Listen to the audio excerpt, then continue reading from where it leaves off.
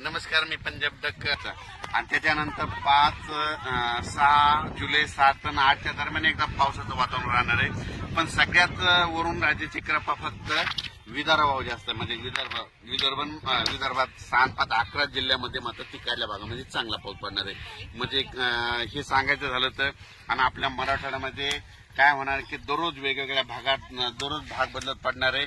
कोणाचं पीक काही जाणार नाही म्हणून हा अंदाज लक्षात घ्यायचा। म्हणजे ह्या 6-11 जिल्ह्यामध्ये भाग बदलत पाऊस पडणार आहे। त्याच्यानंतर तो पाऊस हिंगोलीकडे येईल काही भागात, त्याच्यानंतर तो परभणीकडे येईल, बीड जिल्ह्यात काही जाईल, जालनाकडे राहील, बुलढाण्याकडे राहील, इकडे जळगावकडे देखील राहणार आहे। पण राज्यात मात्र सध्यानं 6 तारखेपर्यंत असाच भाग बदलत पाऊस पडणार आहे म्हणून हा अंदाज लक्षात घ्यायचा। सांगायचं झालं तर 10 जुलैपर्यंत असाच वेगवेगळ्या भागात पाऊस पडणार आहे, सर्वदूर पडणार नाही म्हणून हे सर्वांनी लक्षात घ्यायचं।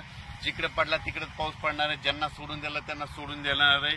म्हणून जशी शेतीची कामं करायची वेळ असेल तशी तुम्ही शेतीची कामे करून घ्या, कारण की राज्यात असं सध्या तरी सर्वदूरचं वातावरण नाही, फक्त जास्त वरून राज्याची कृपा मात्र नागपूर, वर्धा, भंडारा, यवतमाळ, त्याच्यानंतर अमरावती, अकोला, बुलढाणा, त्यानंतर जळगाव, त्याच्यानंतर इकडं धुळे, नंदुरबार या भागाकडे जरा वरून राज्याची जास्त कृपा आहे। सध्या तरी पाऊस 10 तारखेपर्यंत त्या पट्ट्यामध्येच पडणार आहे आणि त्याच्यानंतर थोडाफार ते पाऊस काय होईल हिंगोलीकडे, नांदेडकडे, त्याच्यानंतर परभणीकडे, त्याच्यानंतर बीड जिल्ह्यात काही भागात, त्याच्यानंतर नगर जिल्ह्याच्या काही भागात, त्याच्यानंतर इकडे संभाजीनगरकडे, जालन्याकडे, बुलढाण्याकडे असा पडणार आहे म्हणून हा अंदाज लक्षात आहे। पण राज्यात तरी सध्या सर्वदूरचं वातावरण नाही, फक्त विखुरलेल्या स्वरूपातच पाऊस पडणार आहे, भाग बदलतच पडणार आहे, सर्वदूरचा सध्या पाऊस नाही।